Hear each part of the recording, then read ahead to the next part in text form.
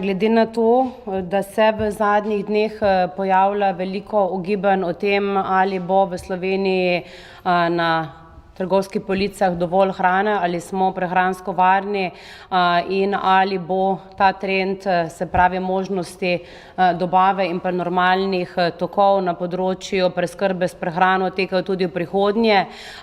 Želimo seveda odgovoriti na nekaj vprašanj, ki predvsem zanimajo splošno slovensko javnost. Seveda z tem namenom na Ministrstvu za kmetijstvo, gozdarstvo in prehrano budno spremljamo situacijo, se seveda tudi sproti odzivamo na morebitne motnje v verigah preskrbe z hrano in seveda tudi delamo neke projekcije za prihodnje obdobje, vkolikor bi do teh motenj prihajalo tudi v duhu kakršnihkoli omejitev pri transportu živil preko različnih meja. Torej, zaradi vsega navedenega smo tudi pripravili nekaj osnovnih dokumentov in tako včeraj v sklopu prve vladne seje tudi sprejeli Zakon o interventnih ukrepih na trgu kmetijskih pridelkov, živil, živali in pa gozdno-lesnih sortimentov. Zdaj, kaj ta zakon govori oziroma zakaj in za kakšne namene je pripravljen?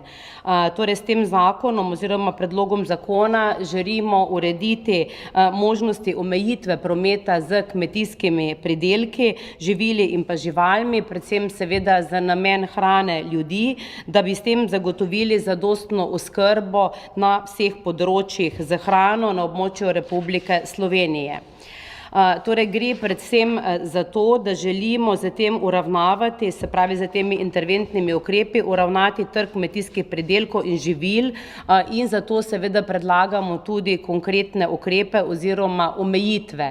Te omejitve se nanašajo na promet z živilskimi izdelki, tako za dajanje na trg na, se pravi, različne evropske države, kot tudi omejitve seveda pri uvozu različnih artiklov iz drugih držav, vkolikor bi zaznali, da beležimo na domačem trgu določene viške ali pa da ti uvoženi izdelki seveda povzročajo motnje na domačem trgu.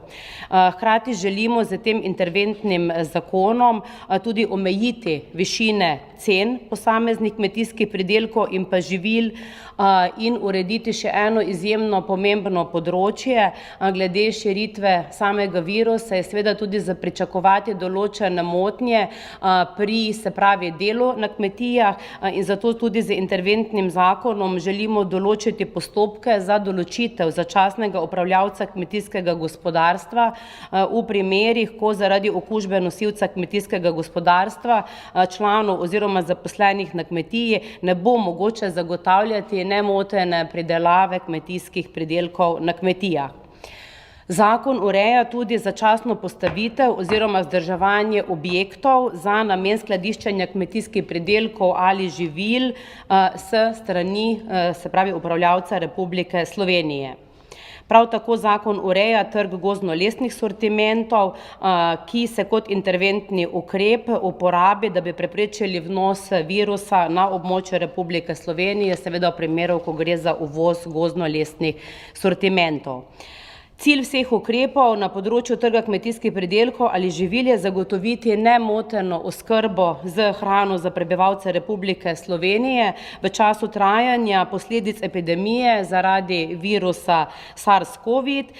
Cilj ukrepov na področju trga gozdno-lesnih sortimentov pa, kot rečeno, preprečevanje vnosa novih okužb. V zvezi z načeli, ki jih upošteva zakon, želim poudariti, da gre za zakon, ki je po svoji naravi seveda začasen in ureja odziv države v kriznih razmerah. Katere so poglavitne rešitve zakona? Na področju trga s kmetijskimi pridelki, živili in pa živalmi lahko minister, v tem primeru ministrica, pristojna za kmetijstvo, gozdarstvo in prehrano, v soglasju z ministrom, pristojnim za gospodarstvo, odredi naslednje ukrepe. Omejitev ali prepoved dajanja na trg posamezne skupine posameznega kmetijskega pridelka, živila, živali za hrano ljudi na ozemlje druge države članice Evropske unije ali izvoz v tretje države.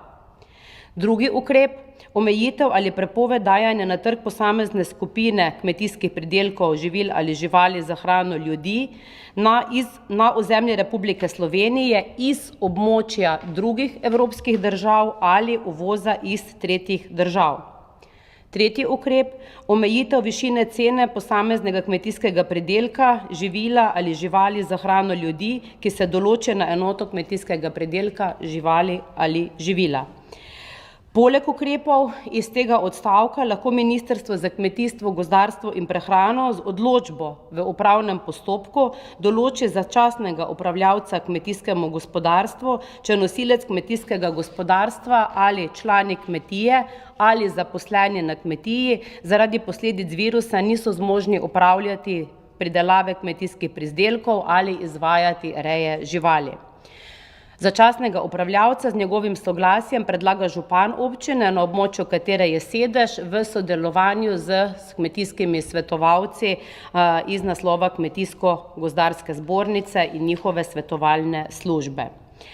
Začasni upravljalec ima v tem času enake pravice in dolžnosti kot nosilec kmetijskega gospodarstva, ima pa tudi pravico do mesečnega denarnega nadomestila od začetka začasnega upravljanja kmetijskega gospodarstva.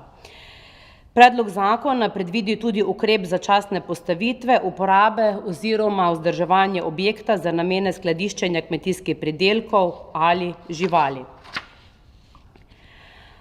Zakon je, kot rečeno, bil sprejet na današnji oziroma nočni seji vlade in bo predvidoma že v sredo obravnavan po rednem postopku v Državnem zboru Republike Slovenije.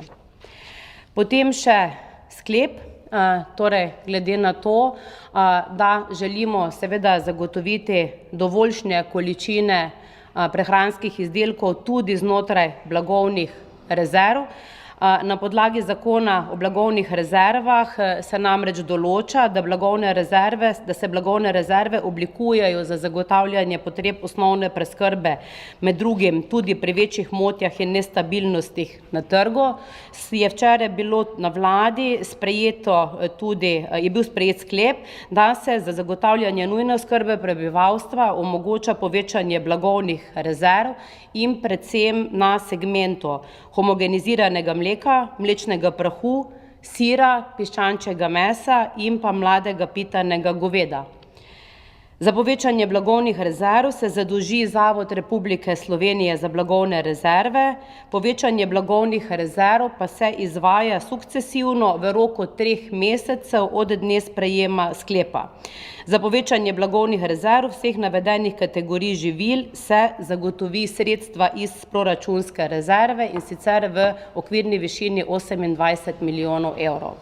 Torej, z danimi ukrepi seveda želimo tudi v prihodnjem obdobju, ne glede na čas trajanja epidemije, zagotavljati v Sloveniji nemoteno preskrbo z živili in pa seveda s tem tudi zagotavljati prehransko varnost našim državljanom.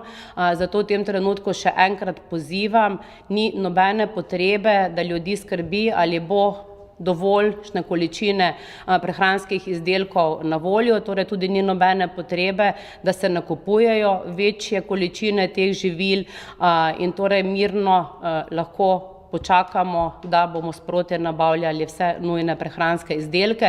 Tudi vkolikor bo motena dobava kakršnekoli skupine izdelkov, se bomo potrudili seveda, da bo živil na voljo dovolj in da bomo tudi morebitne izpade ali pa tisto, kar bomo predvideli, da bi se lahko v prihodnjem obdobju zgodilo, pravočasno nadomeščali in seveda zagotavljali dobavitelje tam, kjer bi prihajalo eventualno do izpada kakšnih dobaviteljev znotraj samih verig preskrbe z hrano.